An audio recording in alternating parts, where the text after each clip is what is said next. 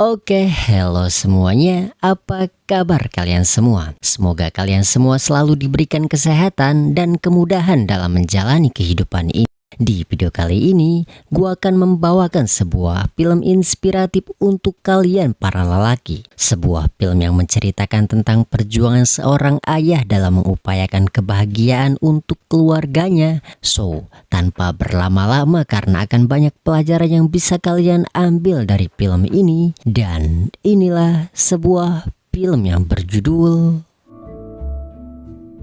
I'm Chris Gardner. This is part of my life story. Film berlatar di tahun 1991.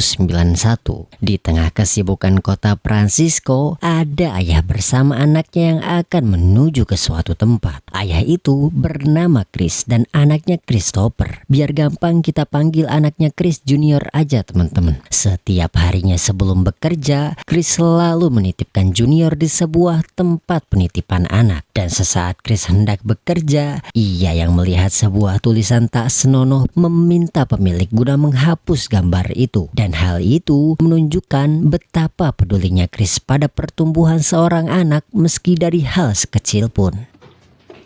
Dan siapakah Chris ini? Ia adalah seorang sales alat kesehatan. Dan di setiap harinya ia harus berjalan memutari tiap rumah sakit untuk menawarkan alat scanningnya. Tapi menjual alat seperti ini bukanlah hal yang mudah, karena keunggulannya hanya sedikit lebih modern dari mesin X-ray, tapi dengan harga 2 kali lipat lebih mahal. Dan untuk membayar kontrakan dan kebutuhan sehari-hari, Chris sedikitnya harus bisa menjual alat jualannya itu 2 unit tiap bulannya. Tapi masalahnya, ia belum menjual satupun belakangan ini. Picture than an X-ray.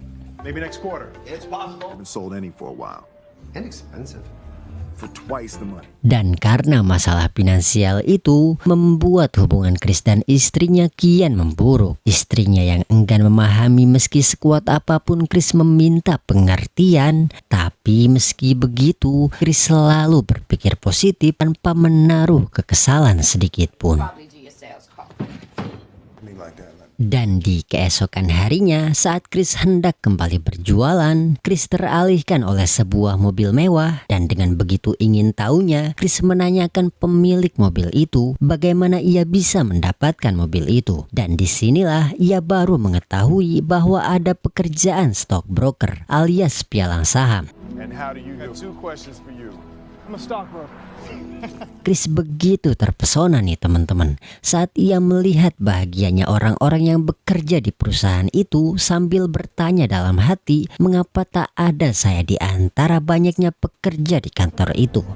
Dan sepulangnya Chris di rumah, mengingat Chris ahli dalam matematik, Chris yang ingin mencari peluang dalam pekerjaan itu, ia pun menceritakan hal itu pada istrinya. Namun jauh dari kata suportif yang Chris dapatkan, istrinya yang malahan masa bodoh dan tak peduli pada keinginan Chris itu, hanya menanyakan uang karena kontrakan mereka sudah nunggak 2 bulan. Dan dalam 2 minggu ini, jika mereka tak dapat membayar tagihan itu, maka mereka akan diusir dari kontrakan itu. Stockbroker.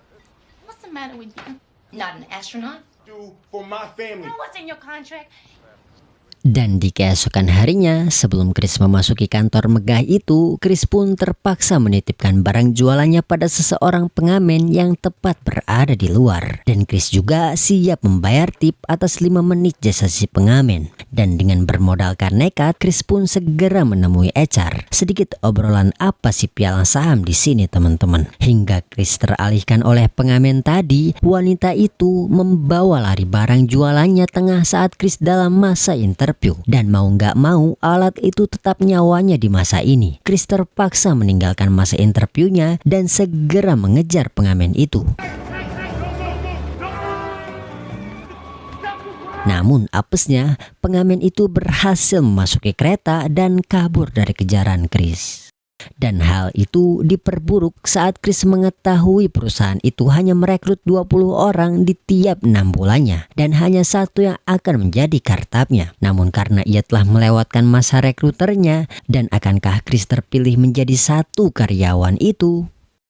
Sampai pada keesokan harinya, dan dari sulitnya guna Chris bisa bekerja di perusahaan itu, terlihat Chris pun segera ke perusahaan, bukan untuk bertemu si perekrut, melainkan Chris ingin menemui si pimpinan perusahaan Mr. Twistle guna mempresentasikan kepintarannya. Ia pun dibuat pelenger ketika Chris sadar pimpinan perusahaan tak senganggur itu guna mendengarkannya.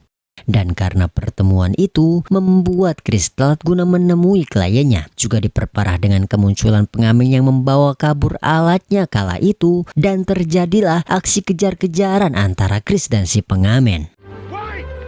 Running. This part here. Dan disinilah kita pun diceritakan bagaimana Chris memulai bisnis alat kesehatannya yang dilakukan dengan nekat. Chris yang saat itu baru menikah dan melihat bagaimana revolusionernya alat ini, ia pun mempertaruhkan semua uang tabungannya guna membeli alat ini. Tapi ternyata dokter dan rumah sakit hanya menganggap alat ini kemewahan yang tidak perlu. Dan bagaimanapun semua uangnya telah tertimbun di alat itu. Dan kehilangan satu alat ini berarti kehilangan 1 bulan uang makan. Dan untungnya Chris yang berhasil mendapatkan kembali alatnya itu. Hospitals would consider them a lost one. It was like Dan singkatnya, sekembalinya Chris di rumah, Chris yang berniat menceritakan kesehariannya yang melelahkan pada istrinya. Tapi apa tanggapan si istri? Jangankan peduli, mendengar cerita Chris pun tak mau. everything is gonna be fine. All right, run, old girl, down. Definisi ada uang abang disayang, gak ada uang abang dibuang. Wah kakak. Dan di keesokan harinya, terlihat Chris yang ingin mendapatkan perhatian Mr. Twistle sampai rela naik taksi bersama dengan alasan tujuan yang sama. Dan di taksi itu, Chris yang mencoba mempresentasikan skillnya pun tak digubris Mr. Twistle yang lebih memilih permainan Rubik di tangannya. Dan saat Chris kembali caper dengan Rubik itu, Give it here. Let me see it.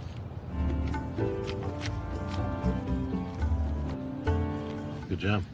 dan meski di sini Chris berhasil mendapatkan pujian, tapi hanya pujian samar. Lalu masalahnya, Mr. Twistle yang segera turun tanpa membayar ongkosnya dan sadar kargo di taksi sudah mencapai $20, sedangkan uang di dalam dompetnya tersisa $5. Tahu apa yang Chris lakukan,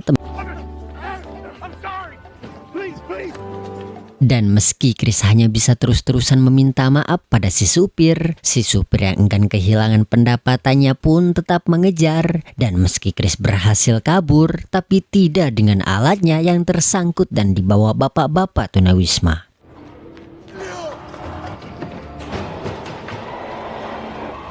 Singkat cerita, di stasiun berikutnya, Chris yang berniat mengabari istrinya akan ia tak sempat menjemput Junior karena urusan mendadak, diberitahu bahwa Junior telah bersamanya dan akan pergi dari kosan itu. Dan di detik itu juga terlihat Chris pun segera menuju kosannya. Dan di waktu yang genting bersamaan dengan panggilan Mr. Twistle dan meminta Chris guna mencatat nomornya demi kepentingan interview. Dan karena pulpen saja tak punya, Chris yang segera menghafal nomor kode itu pun segera menulisnya di warung Madura di tempat warung temannya. And we're gonna leave now. 025, you can call my secretary Jen. Talk to you about numbers right now. Di keesokan harinya, Chris pun tak sengaja bertemu dengan istrinya yang seperti biasa tanpa menghiraukan Chris. Di sini, Chris yang mempersilahkan si istri pergi tapi tidak dengan Junior, sempat mendapat hinaan atas kemiskinan yang menimpa mereka. Namun Chris yang tahu si istri tak cukup kuat untuk bertahan di situasi paceklik pun hanya membiarkan ucapannya itu terjadi. You're sleeping with me.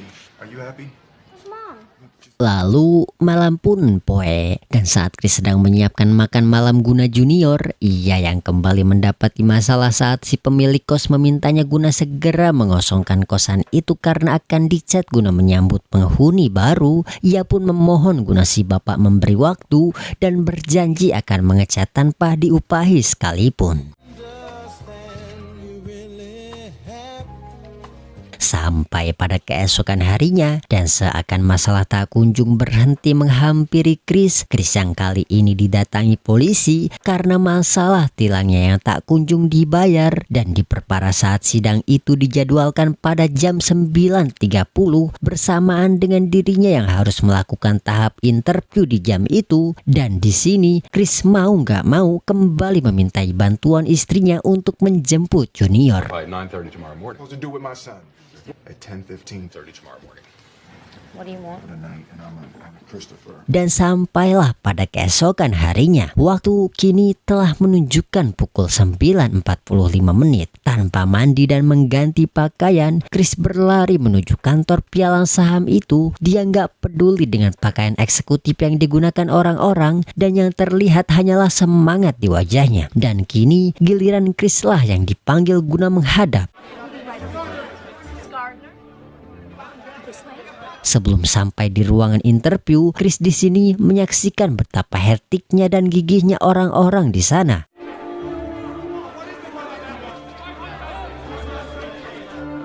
Tapi saat sampai di ruangan itu, Chris gak disambut baik karena dengan penampilannya yang seperti itu, dia terkesan gak niat dalam pekerjaan ini, teman-teman. Dan disinilah Chris menceritakan semua yang terjadi dengan sejujur-jujurnya. Dan uniknya, cerita ini membuat mereka terkesan cara Chris berdiplomasi di sini melebihi seorang sales. Dia mampu menyamakan energi HRD itu.